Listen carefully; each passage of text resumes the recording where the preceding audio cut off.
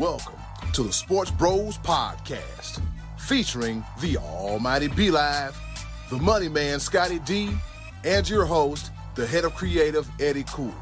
The Sports Bros Podcast, by the fan, for the fan, talking sports just the way you like it. And without any further ado, let's give it up for the Sports Bros.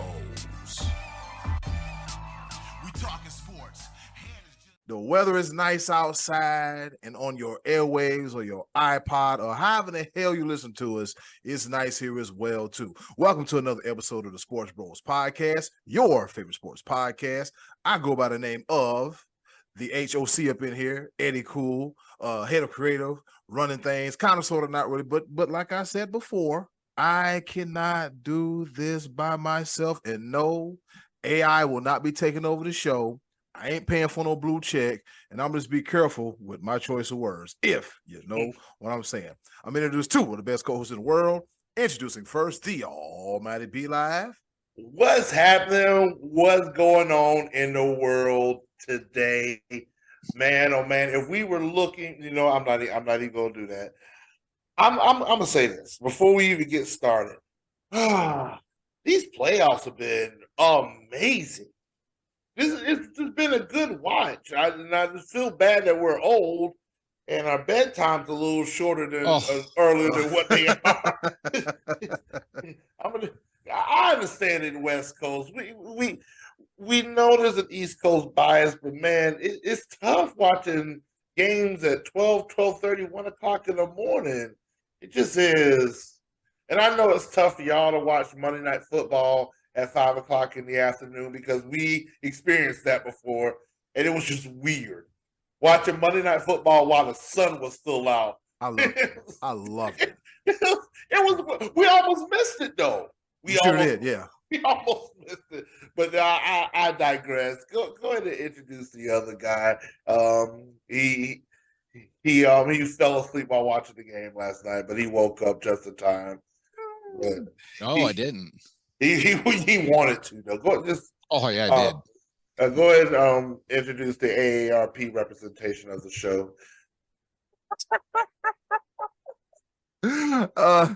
And with that being said, he is the other guy. He is the pride of Washington, Pennsylvania, and pound for pound, the toughest lunch personnel in all of Washington County. Neighboring schools, y'all better watch your back for the one, the only, the money man.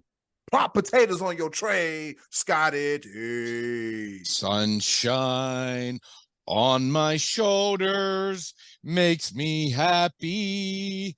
And I can't believe that I'm actually getting sunshine. Western Pennsylvania has been brutal. Eddie, you ain't far. You have to be. It's brutality up here with the rain and cold weather we've been having lately. And summer popped its head in the door there for a couple days, and then it was right back to rain and cold. And now I'm hoping we are out of the woods here, but we finally, it's starting to feel good here. It's starting to feel like baseball season. And just to address B-Live's point, I am a little bit older now, and there was a day that I would step and watch the end of every late sporting event. But I am now of the opinion that schools on the East Coast should have a 2-hour delay the day after Laker playoff games, because it was a rugged wake up to get to that cafeteria this morning, because I was at game one. I said, I can't do it. Going to bed. I'll read about it tomorrow. Maybe that's game two. So you want to stunt the educational growth of our youth? Hey, listen, Cincinnati is willing to close schools altogether the day after the Super Bowl for the possibility of win. All that is for a 2-hour delay. It's the Lakers and it's the playoffs. Just give me 2 more hours of sleep time, baby. Oh, that's not true. People do care. And my plan, I got to admit, my plan after game 4 was to go to bed at halftime. And I started talking to my mom, and once the third quarter kicked on, I was like, I'll watch a little bit more. But then the game was good. The game before, the Lakers won by 30. I went to bed. But this one was good. I was like, I will kick myself if I get up tomorrow and it's like a 1, 2, 3 point type of game, and it was that. So anyway, that's going to be a lead in, Eddie. I'm giving you this segue right back to you to kick us off here at the top of the order. I'm trying to grab it and not fall out of my chair. Speaking of the game that was late played, let's go ahead and quit BS and hop right into it. The top of the order. All right, let's get this thing started. Here it is, the top of the order. Well, let's go ahead and talk about the game that we all stay up for and watch last night. B-Live was active in the group chat. Scotty D was fighting sleep like a 3-year-old. and me, I was getting back from a long day of work at the radio station, and I decided to cook a pot of chicken bog while the Lakers was playing. The chicken bog was phenomenal, by the way. Oh, taking the South up north. Yes, sir, but I had to have me some chicken bog. I was craving for it, but we'll share recipes and pictures and all that fun stuff later. The Lakers are up 3-1. They defeat the Golden State Warriors 104-101. Lonnie Walker doing his thing, coming to the game, electric, on fire, 15 points, and making it happen. So the question that I have for you fellas, can the Warriors fight back? They can't fart back. Can the Warriors fight? Because it'll be stinky. Can the Warriors fight back? Or is it a done deal? What say you, Scotty D? Oh, no, I think the Warriors can, just because they are so deep with their three-point shooters. But the Lakers are going to have to I really expect the Lakers are going to probably go to Golden State and have to go back to home to win. I'm not expecting the Lakers to win Game 5. The Golden State's is too good. They're too proud. And they're going to give everything they got at home in front of their crowd. And I fully expect them to play with a little bit of desperation, possibly even run the Lakers off the floor in Game 5. That's why the Lakers must win Game 6 at home. They have to. But the Lakers are going to need a little bit of help, because it seems like the Anthony Davis games that he's playing really well, those are the ones they win. When he's not playing as well, they don't do as well here in the postseason. And in Game 4, he had a great first half, and then, like you said, Eddie Cole, it was Lonnie Walker to the rescue in the fourth quarter. They haven't been getting the big contributions from Austin Reeves. He was him against Memphis in the very first game of the playoffs on the road. He hasn't been him or that guy or whoever he thinks he is very much, because he's been cold. But the Warriors have been cold too. So I think their biggest problem is Anthony Davis, with him not being as much of an offensive factor in that game on Monday night. The Warriors were in it. They had a chance to win, and they were right there. Couple shots didn't go down for the Warriors, and the Lakers really helped the Golden State cause with a lot of clumsy play in the fourth quarter, a lot of turnovers. I heard Van Gundy kept saying they're not even trying to get Anthony Davis involved. Yet I saw them try to get the ball to him on 3 straight possessions and turn it over on all 3 of those. I felt like they were trying to force the ball to him rather than taking what was there. But LeBron still looks like LeBron. He hasn't looked like he's lost his legs much. It probably helps when you get a blowout win and you get a little bit of extra rest in the fourth quarter, because these games are every other day. They're not getting those 2 and 3 days in between games and load management. So they got to have. I think the tired legs could show up in Game 5. Golden State's going to be out of their minds. I think it's going to go back to LA for Game 6. The Lakers got to win that one there. They got to play with that same type of desperation, because you don't want to be in Golden State for a Game 7, because then anything can happen. Be live. Are you even watching this series? This is the interesting one. Are you watching this one?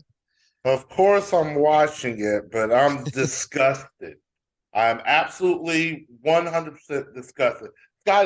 Scotty D lied to y'all just a few moments ago when he said he stayed up because it was a good game. No, it was not a good game. It was sloppy. It was messy, especially on the Warriors side. And I was so upset. Scotty D, I'm surprised that you said it was a good game. Watching the Golden State Warriors. Okay, it was a close game. It was a little bit rickety along the way. Yeah, for sure. Like seeing what Klay Thompson throw up a 30-footer and a 27-footer off of his back foot, went one arm. It was a mess. There was 2 separate times where Draymond Green had the ball, nobody in front of him, 4 feet from the basket, and threw it 25 feet out to somebody that was not even open for a three-pointer or turned over the ball. Attack the basket. I don't know. DiVincenzo did it too, B. DiVincenzo did it as well. So I agree with you. Sickening. It is absolutely sickening. And I don't understand. Like, oh, Steve Kerr, are you not seeing this? I understand you got two of the most dynamic shooters that this game has ever seen. But you've got to say that 2 points is more than zero. You've got to see this. It is terrible watching this. You're speaking my thoughts. That's what I'm like. It's awful. It's awful to watch. And yes, you've got 4 rings in your catalog. Yes, it seemed like it's worked before. 2 of them was with Kevin Durant. That was just ridiculous. Nobody could touch them. But the last one that you got last year, yes, it was when they fall, when the shots go in, it's a beautiful thing to see. When they don't, it's ugly. It's god awful. Live by the 3, die by the 3. You're dying right now. You're absolutely dying. Draymond Green has got to have some type of foresight to just attack the basket because the Lakers are not afraid of him at all. They're surrounding all the other players. He's doing Draymond Green things. He's grabbing rebounds. He's pushing the ball, but he's got to be able to, he's got to think at some point in time, bro, attack the basket. They're not really even guarding. They're guarding. There was the last play where he was up in the air looking to pass it, and nobody was looking at him with the ball. LeBron James was actually directing Anthony Davis over to the corner because he had already had the foresight to see Draymond Green's not going to shoot that. He's looking for somebody else to shoot it. And like, Anthony Davis, go stand over there, be in the way, and guess what? They turned the ball over. If you look at that play again, he did exactly that. He pointed him in the direction. He said, go stand over in that corner because that's where he's trying to go with the ball. They've seen it too many times. They don't even care about him trying to score. He's not the best three-point shooter, so they're not really guarding him on the three-point line. He drives toward the basket. They know he's looking for another option, so they're not collapsing. He got that offensive rebound, and he didn't even think about looking toward the basket. He had somebody that was 6 inches shorter than him. He was 2 feet away from the basket. He pivots. That's a layup. He does that twice. The Warriors win that game. How am I able to see that sitting at home and these $1 million, like, come on. It was disgusting to watch. It was disgusting. And everybody's ranting and raving about the Lakers. I'm going to say this about the Lakers. Y'all going to stop disrespecting my Nuggets. But the Lakers are playing Rochambeau of who's going to show up. This last game, D'Angelo Russell, 4 points on 1 of 10 shooting. Ugh. Rui Hachimura, 2 points. He took 1 field goal attempt. He didn't show up, but guess what? Dennis Schroeder had 10 points plus 14 on the plus minus. Lonnie Walker, the 4th, 15 points all in the 4th quarter. Austin Reeves, he may not be him, but he still scored 21 points. He did. He had a better game in game 4. He did. They're getting production almost every single game out of somebody that we were like, who's it going to be this game? I agree with you, Scotty D. It's going to go to 6. Golden State will find a way. They're going to shoot better, but it's not much of a chance. Lakers at 6. I'm done. I'm done watching the Warriors.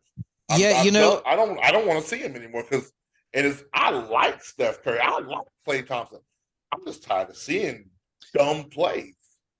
Thing about I made a point about the Lakers, not getting much time in between games and having tired legs, but the Warriors are a veteran team too. I mean, they're not exactly a bunch of teenagers out there either. And they went pretty much from a game 7 right on into this series playing every other day. So there could be a little bit of, a little bit of fatigue setting in on the jump shooter legs as well. I think, like you said, I think game 5 in their own arena, you'll have a little bit of adrenaline and they'll be energized being at home.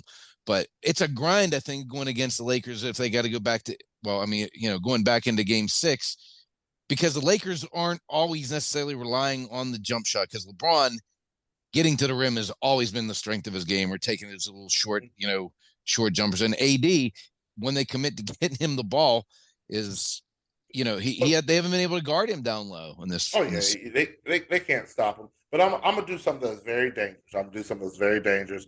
Because this is how sloppy this game was for the Golden State Warriors. Everybody's ranting and raving about Steph Curry getting a triple-double. 31 points, 14 assists, 10 rebounds. Everybody loves the triple-double. You know what this triple-double reminded me of?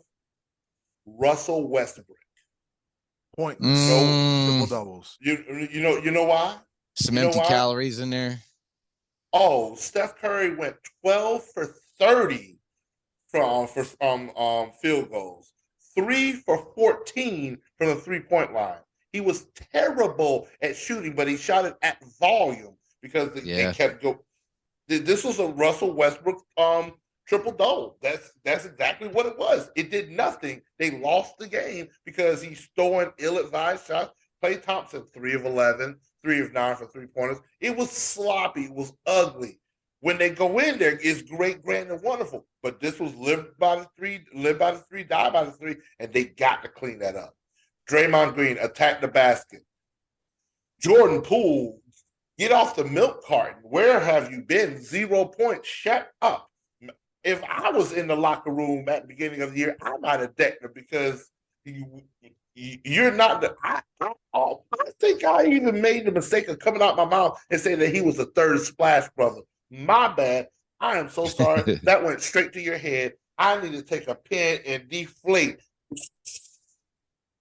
Hey, your ego because tell us about the Nuggets. Tell us about the Nuggets. And tell us about that one. And the shove scene around the world. Well, I'm gonna tell you this right now.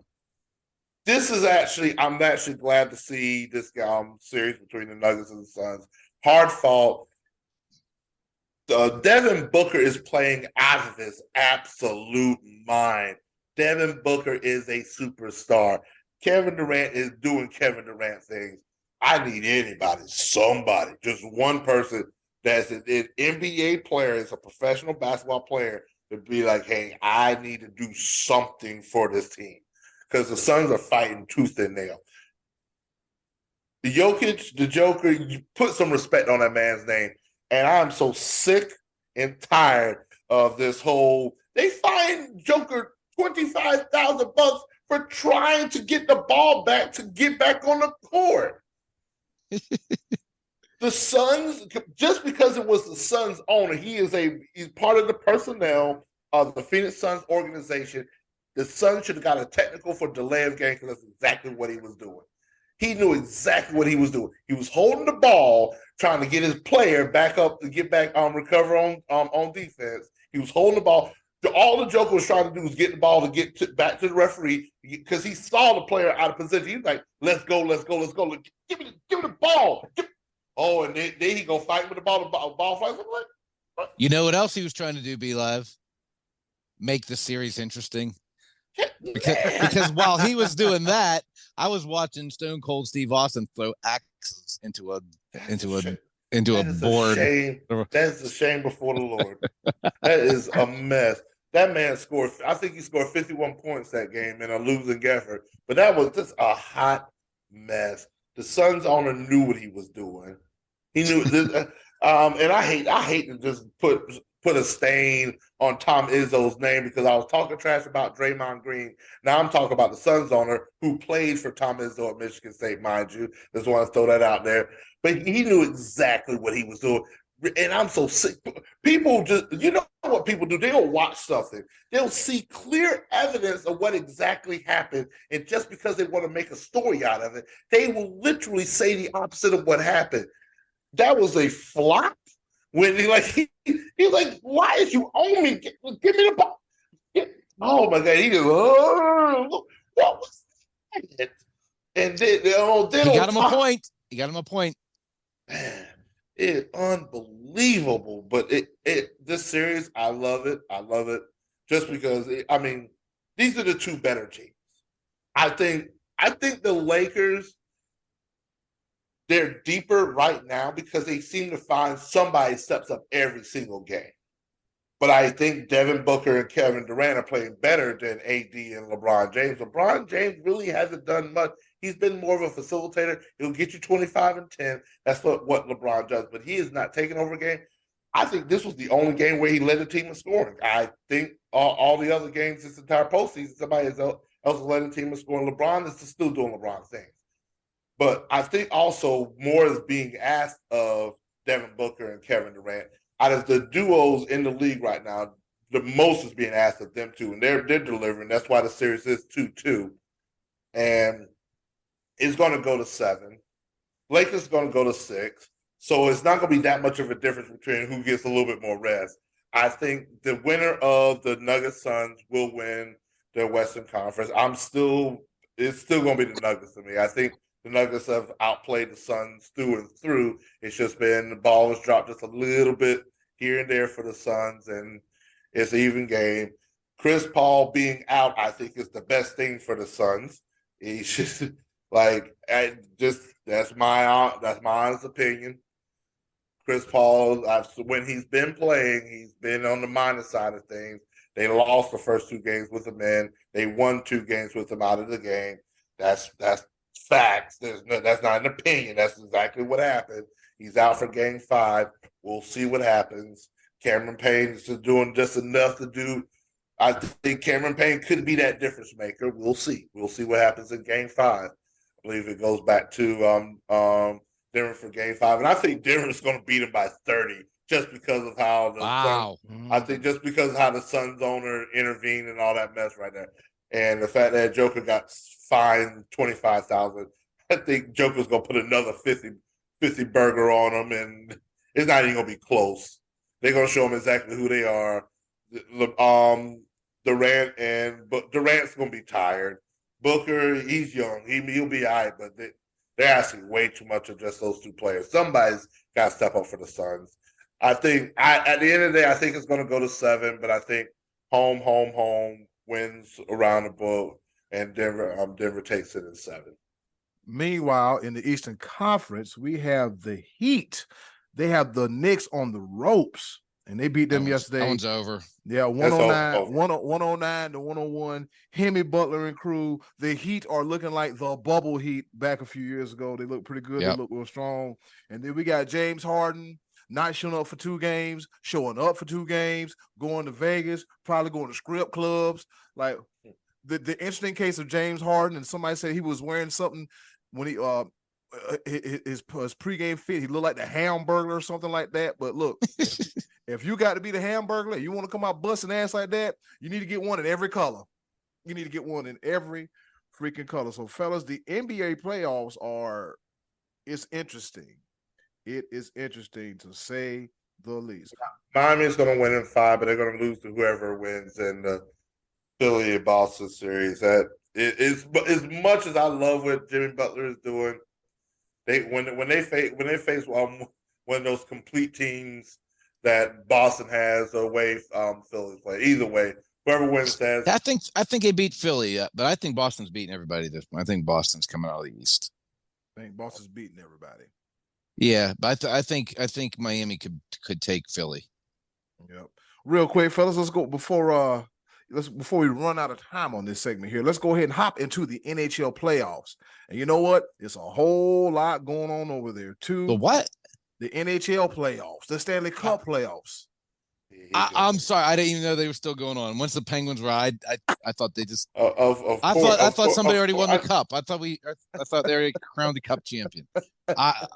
I apologize. There's no apologies needed because I knew this dumbness was about to come out your mouth. But all I know is dumbness. Yeah, I said this dumbness. I saw your lips formulate some because you like NHL Stanley Cup. Yeah, and here you come about to say something about the Penguins. Golly. All I know is this. Carolina, please, can we not drag this along to another? Because I don't want this to go to 7. I need y'all to see, hey, can we stop anything through the 5-hole and letting them score 8 goals. That's just a hot mess. There's no defense in game 3. Let's just get back to what we know how to do. As far as anything else is going on, I ain't even gonna lie to you. All the other series, Florida Panthers up 3-0. They gonna get a lot of rest. They just said Maple Leafs is going back up. We play hockey down south now. Just let you know we played hockey down here. Dang. See that's the thing. The Knicks and the Maple Leafs must learn. If you go to South Beach, do not go out and hang out in the city at all, because Miami is a big, huge distraction. Why do you think the Knicks about to fall apart? They're down there enjoying South Beach. And why do you think the Maple Leafs are about to fall apart? You know, they're like, oh my, they're down there wearing shorts. You know, they like wearing shorts around this time of year. They're down there enjoying South Beach. I can't believe they had South Beach as an NHL All-Star. Anyways, so yeah, so as far as that goes, you know, Florida, I would hate to play them. They're playing some real good hockey right now, and they're riding on a high after beating the Boston Bruins. The fellas, the curse of the President's Trophy continues. I told people once, and I told people again, I said, oh man, Boston going to win the cup. Boston going to win the cup. I said, okay. The thing about it is, when you win President's Trophies and you're playing like a high level hockey or a high level of any sport, and you chasing records, by the time, you know, you get to the championship game or a certain part of the playoffs, you're going to run out of gas. You're gonna run out of gas, and we're seeing it clear right here with this series between the Maple Leafs and the Panthers. Let's see what's got going on here real quick. The Dallas Stars are down 2-1 to the Young Bucks, the Seattle Kraken, Kraken, and the Vegas. Go ahead, I'm about to say, can you imagine a Western Conference final between the Kraken and the Golden Knights, the two newest teams? I'm here for it. Oh, that'd be crazy. That'd be insane. Like, that'd be insane for hockey in general and just those two fan bases, because how rabid will those fans be? They just Seattle just had the whole city hasn't had anything to celebrate in ever. It's been quite a while since anything's been going on there, but hey. So what you're saying is that they are continuing to play these NHL playoffs at this point in time. They are still playing, right? Yes. Not the entire NHL does not revolve around Sid the Kid and he's not even a kid no more. Why do we call him Sid the Kid? He's Sid, the almost grown, the old man, grown ass man. Sid the grown ass man. He been in the league for quite a while, and the Penguins not making it to the playoffs. So that's interesting. I'm gonna have to look some stuff up and see who's playing still. Oh Lord, here we go. And before we move on to our favorite portion of the show, fellas, how y'all feel about Snoop Dogg throwing his name in the hat to buy the Ottawa Senators? That would be awesome. Yeah, it's just weird. Like, it'd be better. I'd rather have him than Antonio Brown or Abdullah Brown or whatever Asid Brown, whoever he was pretending to be, and when he bought or didn't buy the Arena League. Anyway, Snoop Dogg would be cool. I think, but I think he'd be bored. Don't you? Just sitting up in Canada with a joint in his mouth at a Senators game. Well, at least he ain't got to hide it.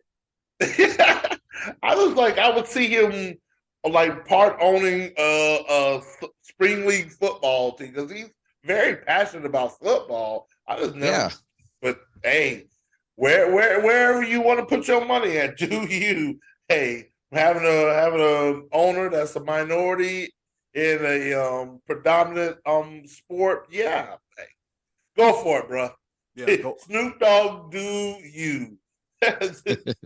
Well, I tell you what, when I first heard, I was like, this don't make no sense. But I heard him on Undisputed with Skip and Shannon, and Snoop has some knowledge about hockey. He was talking about how he was a Canes fan, and he was watching what's his name, Marcel Dion, watching him play, and then watching Wayne Gretzky play, and then his first music video. What jersey did he have on? He had on a Pittsburgh Penguins jersey in the Gin and Juice video. So, maybe the Snoop Izzle Kizzle Dio Double Gio Bizzle knows a little bit of something about hockey. I mean, have you ever heard anybody say they didn't like him? Like anytime you say Snoop, everyone's like, "Oh, Snoop." I mean, for a guy who was like a gangbanging pothead, he sure has come a long way in the popularity department. I don't know anybody doesn't. You see him on a Corona commercial, you're like, "Oh, there's Snoop." Everybody's happy to see Snoop. Yeah, Snoop is not one of those guys that you want to go away. You would want to have Snoop around. Snoop is a cultural icon, not just in the music game. He really is a cultural icon. Think about it. I love the fact that Snoop Dogg early in his rap career, exactly what Scotty D said. And now when he's on a cooking show with Martha Stewart, and Martha Stewart is the bigger thug on what has happened? She's been in jail more than Snoop ever has. He's helping her to get over. He's helping her to get more popular. It's working. Snoop is getting street cred from Martha Stewart. And he's hosting a game show. Wasn't he hosting a game show or something last year or two? Or something? Had a match at WrestleMania. Yeah. He's done it all. Snoop has literally done it all. Like Snoop and done it all high. Done it all high. Ad-libs at WrestleMania. That wasn't scripted, by the way. You do know that, right? Yeah. That was, he's like, hit the Miz, hit him. The cameraman hit him. Quad Junior over here. That's what I'm gonna call Shane McMahon, Quad Junior. Yeah, the world's worst quad. I swear, man. It sucks to be a Levesque or a McMahon because your quads stink. Let's just hope Snoop Dogg have a conversation with PK Subban. You can't be talking about Lizzo like that because they're gonna get you. But enough about that, fellas. Guess what time it is? What's happening? I think it might be that time. Is it though? I think it is. Oh, I'm glad you asked this time once again for our favorite portion of the show, the choices of the voices. With that being said, hey, yo, button, hit it. Choices of the voices coming at you right after this on the Sports Bros podcast. Hey, y'all, this is JR. I just want to say congratulations to my bros at the Sports Bros podcast on their 200th episode. EAGLES Eagles. And shut up, Brian, because I know you want to say something.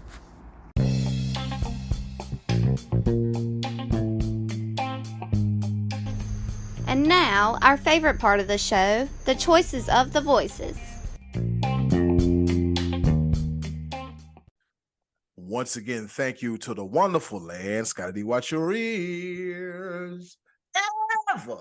So love you, Miss Button, for introducing our favorite portion of the show, the choices of the voices. You know how we do it. We ask y'all a question.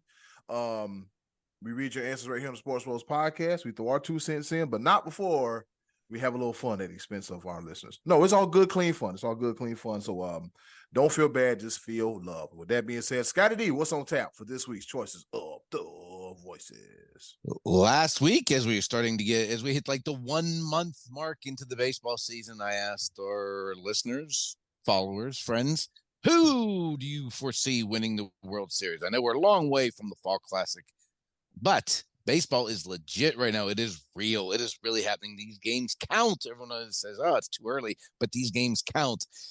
And last week, them Buccos were sizzling, and then they didn't win again for 7 games in a row. And I said I probably was not going to pick them. But am I? I'll tell you in a minute. Eddie, cool, what do people say? All right, let's go ahead and hop right into it, y'all. Our Hall of Famer, Uncle Max, he says, I think the Rays look best right now, but it's still early. And that is right, Uncle Max. That is true. Yeah, they were raising all kind of hell the first few weeks of the season. Like, what the hell's going on in Tampa Bay? Cool, hitting the ball out of the yard. Like, what was it, like the first 21 games or something like that? And they're getting good pitching, and they're plus 118 run differential. And people and teams I don't think teams like going down there and playing because it's not like a aesthetically pleasing stadium. It's a indoor stadium in Florida with a roof and that you can't even see the ball in if it's hit up in the ceiling. And a damn catwalk. And a catwalk and natural grass. And I think they got a pool. Yeah. Anyway.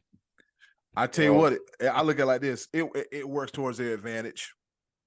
That's what I said. Definitely. Tampa Bay leads the league in batting average, hits, runs, home runs, earned run average, RB. They lead in almost every statistical number there is. Everything. But it's so 110 of 14 on the road. Yeah. But we have 126 more games to go. So yeah, can they sustain this? That is the question. Yep, Tampa Bay, just don't pull a President's Cup on us. Just don't do that. It'd be nice to finally see you win one. So I mean, in other words, Tampa Bay don't pull a Tampa Bay Lightning. Yeah. Don't do like don't do like your boys on the other side of town. Yeah, don't pull a Lightning. Yeah, don't pull a Tampa Bay. Yeah, that city will never hear the end of it. All right, you lost Tom Brady, and now this. Wow. All right, Tom Wynn says, well, the stats say teams that start out like Tampa Bay, they pretty much win it all. So Tom winner chicken dinner is going with the Tampa Bay Rays. That's 2. All right. Michael Davis, he says, let's go Bucks. Okay. There's one for the Pirates. Oh, yeah, man. One for the Jolly Roger, one for the Bucko. Mark Oles, he said, I would like to say the Mets, but the Braves have been doing it with a lot of injuries already. So I'm going to say the Braves. Yep. I don't know how he put the Mets and the Braves in the same sentence, but I'll allow it since he came to his senses. I'm assuming he's a Mets fan, and it's okay. It's all right. I ain't gonna bash it too bad, but yeah, I'm liking our 7-game lead over the rest of the NL East. It's a nice, comfortable lead. Very nice. But that's me. My bad. I'm kind of sad because we got Max Fried on the DL. So, hey, yeah. I'm gonna mention that. I'm gonna mention that in a little bit. I'm gonna mention that because it's that. Hey, we've got a nice, comfortable lead right now. Get him some rest. Yeah. May, June, July don't hurt us too bad. It's August, September, and October. Let's get people back healthy and hey. Shoot. But yeah. What else did the people say? What they got going on? Rambus Evans says the Kansas City Royals look pretty tough. They're pacing themselves. Yeah, they're bottom feeding is what they're doing. I don't know about all that. Come on, Rambus. Come on, Rambus. You going in the penalty box just because the Kansas City Royals. You actually said that. When are they? They're 10 and 26 at the moment, and they just lost, I think, twice to the Oakland, or maybe they get swept by Oakland. They lost a couple times to Oakland, who only have 8 wins. The A's are a paltry 8 and 28. They're winning at a 2.22 clip right now. Yeah, man. Good to be a Bucko fan. Yeah. The Royals are on a 2-game win streak, so I'm assuming that was against the A's. So okay, they made one last. Yeah. I swear, man, it must stink to be a Oakland A's fan. You're not getting a new building. You got possums and rats running around all over the place.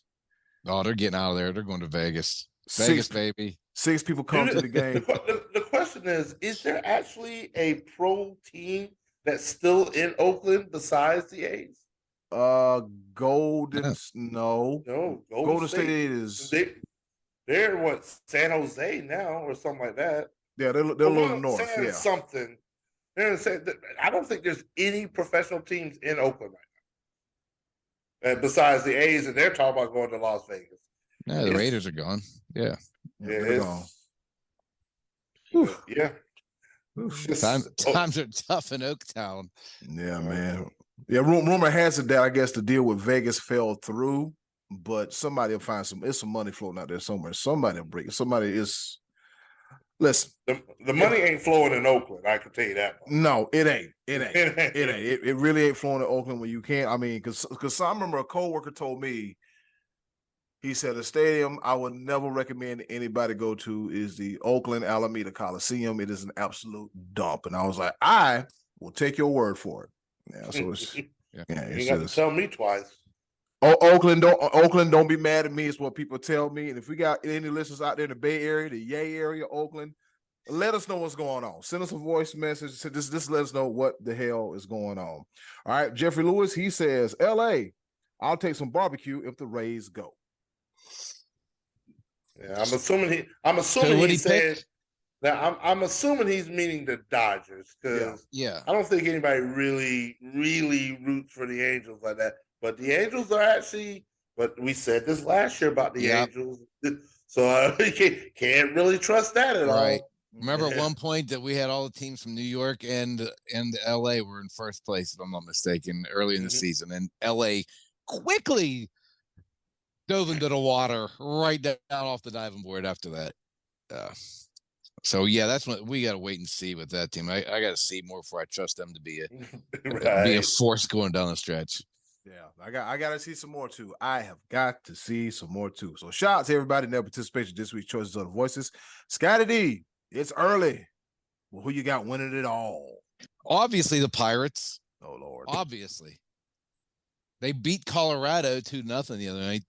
So that makes them the other one. No, okay. Here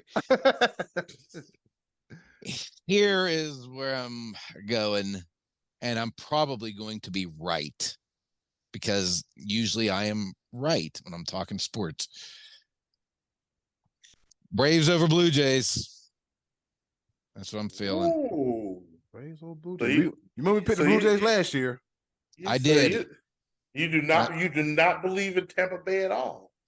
It's not that I don't believe in them. I think Tampa Bay could go all the way to the end and win the division, but I think Toronto has a good enough lineup.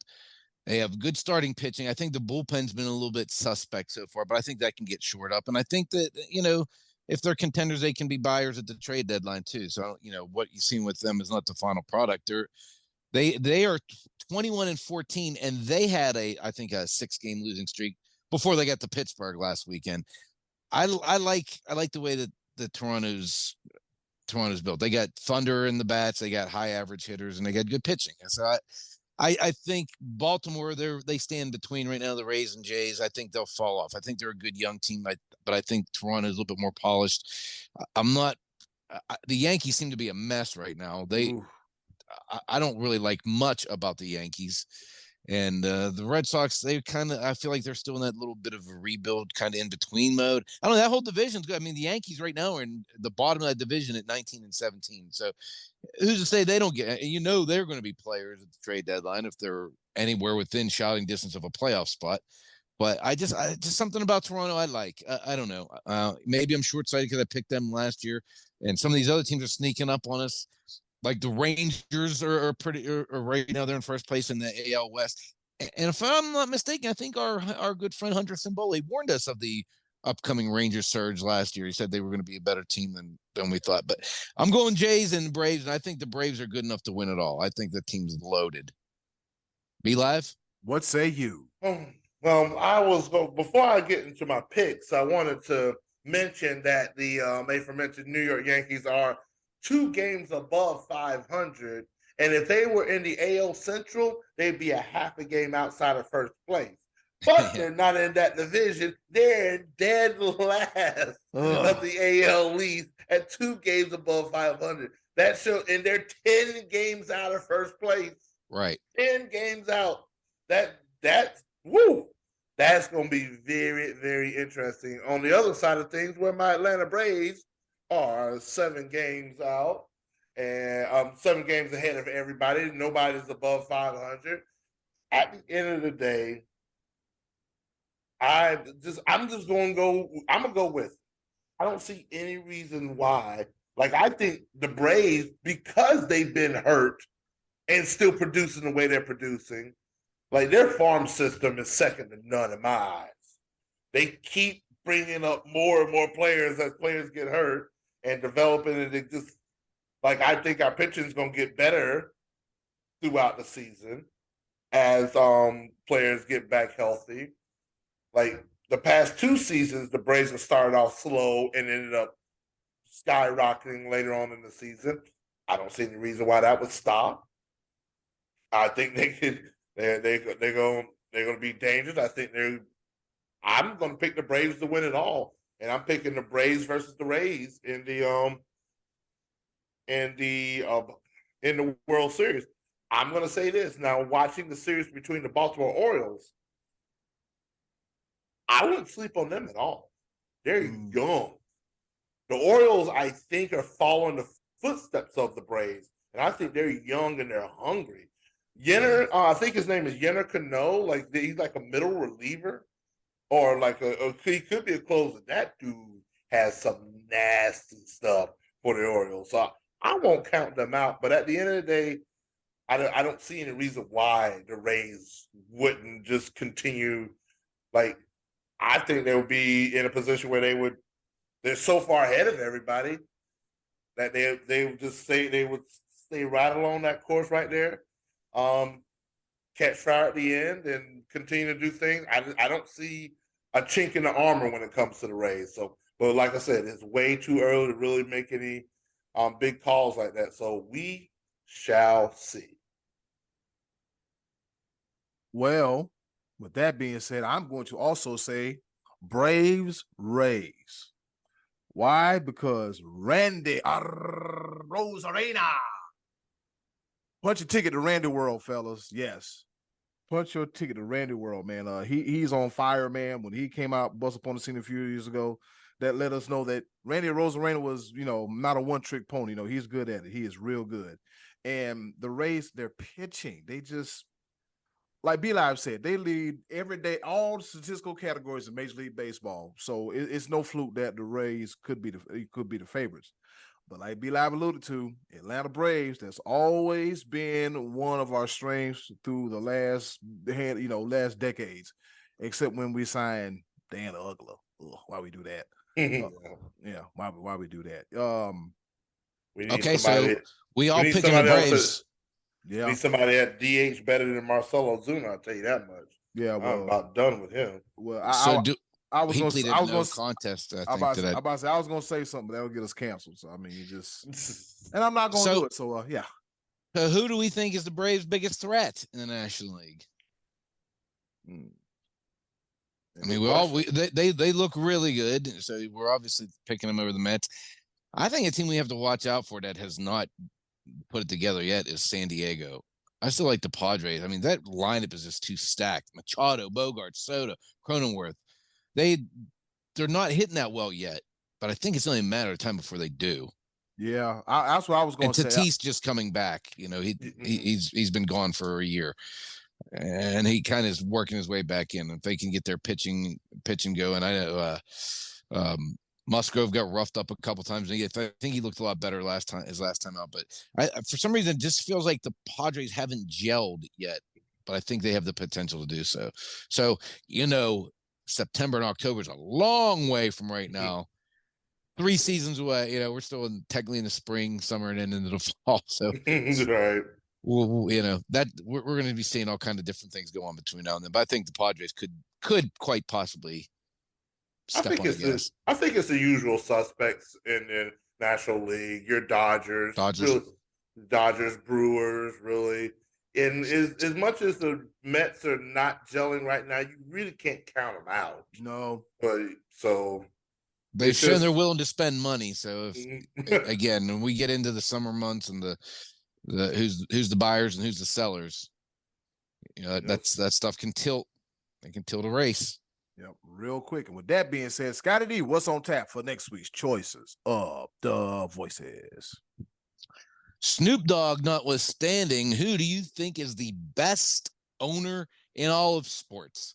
This is kind of a wide range, broad question. Use your own criteria, what you think would make an owner the best owner. I'm sure B-Live is probably thinking The Rock, because I know he loves the the XFL type. He's probably thinking The Rock. If that's your way of going, or one of these USFL owners. I know you're a big fan of that league. It's not even necessary. Like you're So, doing best owner you're in doing the work sports. for me. Like I didn't at no point in time did I even bring up the XFL or USFL at any given point in time. But now that you've opened the door, then here we go. Like I mean, the XFL has their championship game coming up this Saturday. Is it really? Yep. Yeah, the Arlington Renegades with a regular season of 4-6. 6. Going against the DC Defenders that went 9-1 during the regular season. To the XFL gods, please let the DC Defenders need to win because God Almighty, if the Renegades at 4-6 find a way to win it all. Are they billing this as the final XFL game ever? No. Or they say who's going to win the final XFL game in the history? I think they've got it. I think they already have a 3-year media deal. They're not going anywhere, Scott. Let it go. And speaking of former Cowboys, guess who's getting a training camp invite?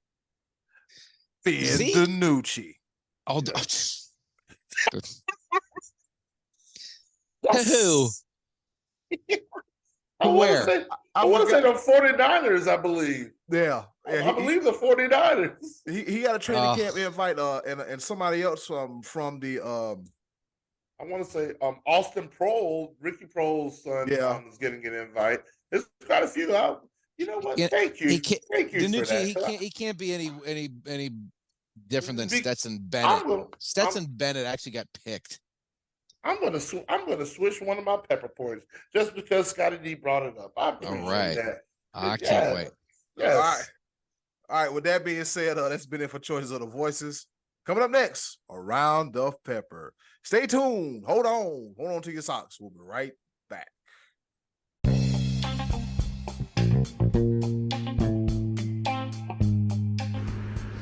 Okay, boys, let's bring it home with a round of pepper. All right, you heard the woman. It's time for us to go home and get what I call the hell up out of here. But before we go and get the hell up out of here, before B-Live gets to work, go to his gig, Scotty D probably got 2 more yards to cut. He took a break. Two more naps to take. 2 more naps to take. 2 more lawns to cut. 2 more naps to take. Got to have that nap, man. It's important.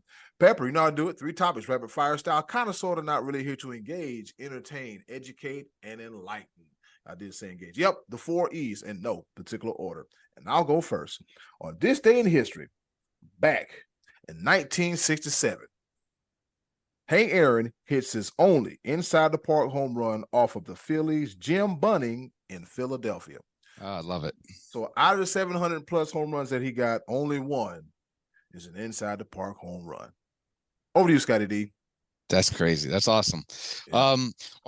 This is a little bit on our Oakland A's topic. On April 25th, this is going back a couple weeks here, in an 11-10 win against the Angels, Brent Rooker and Jesus Aguilar hit back-to-back home runs, which is rare.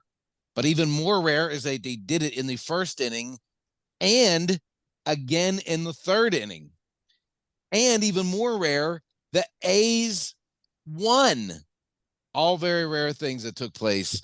But I had to mention something as cool as hitting back-to-back jacks. Yeah. Same 2 dudes doing it twice in one game. Pretty impressive stuff for a pretty unimpressive season for the A's. Be Live, over to you. All right. My first pepper point is something near and dear to my heart because anything that could poke and prod at the money man Scotty D, it just warms my heart. You're poking the bell. And this news comes from the University of Nebraska.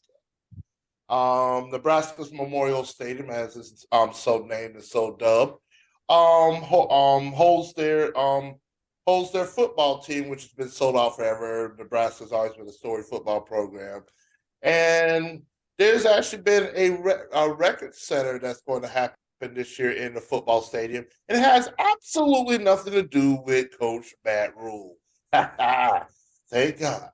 Well, The Nebraska Cornhuskers announced on their website Thursday that they actually sold out a game, 82,900 tickets for a volleyball doubleheader that will be held in a football stadium. Women's volleyball sold 82,900 tickets, which will shatter their their current record of 18,755, which of course was indoors. But they're going to have an outdoor women's volleyball game. It's going to be a doubleheader, and it sold out 82,900 tickets. This is a huge victory for women's sports, women's volleyball at the University of Nebraska. Big shout out to the women's volleyball team. Eddie Cool. Very cool. Very cool. Boom, the ball. Damn shame when your women's volleyball team is outselling. Anyways, Matt Root, Lord have mercy. I just of all things, nothing against women's volleyball, but I'm saying like Nebraska football do better. All right. Second pepper point, Adam Schefter, NFL. You know he's a nosy little fella, but he's pretty good at what he does. All right. So he announced on Twitter, matter of fact, the schedule release is coming out Thursday, right? Be Live, NFL schedule release? Yep, Thursday, yes. Yep, Thursday. All right, Adam Schefter reports, he said, among the changes to the schedule this season, the NFL will have a Black Friday game for the first time ever.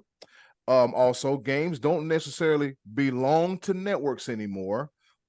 Just like Antonio Brown, all games are free agents. All right.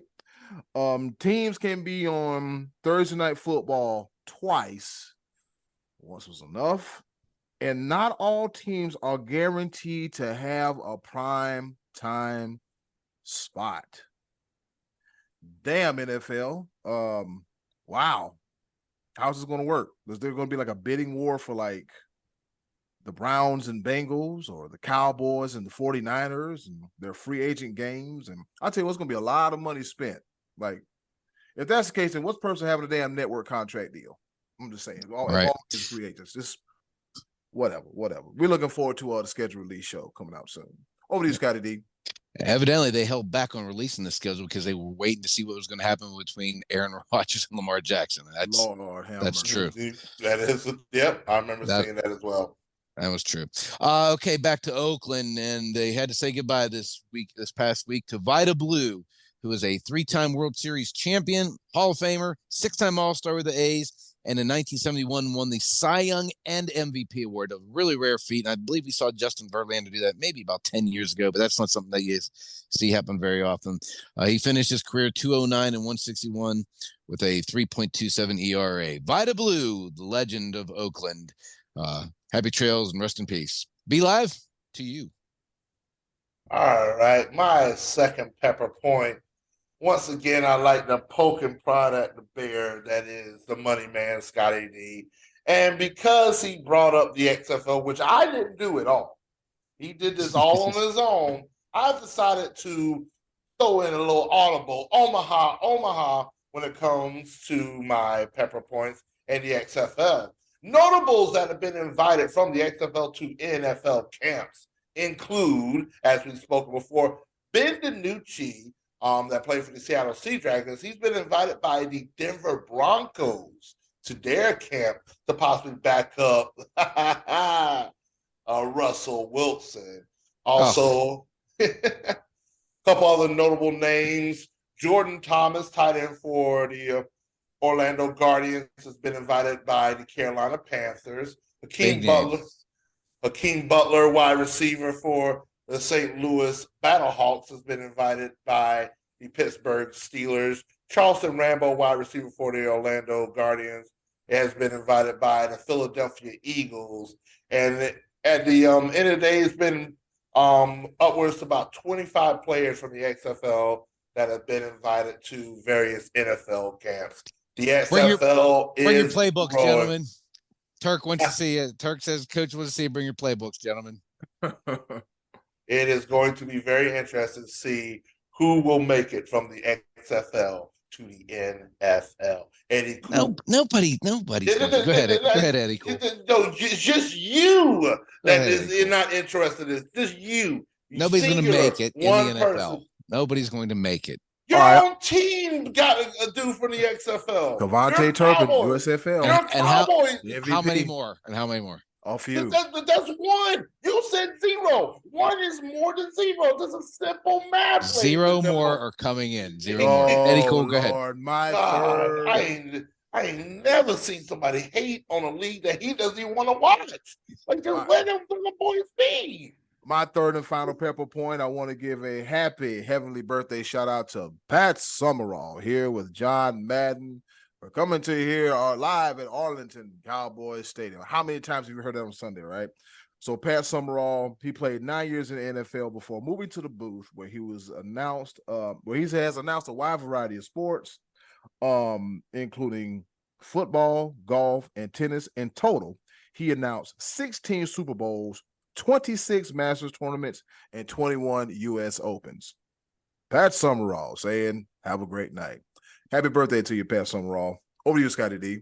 Love Pat Summerall. All right, one last stop in Oakland as Oakland A's announcer Wow. Kuiper visited the Negro League Museum, that's how you pronounce it, and then promptly committed career suicide right after that.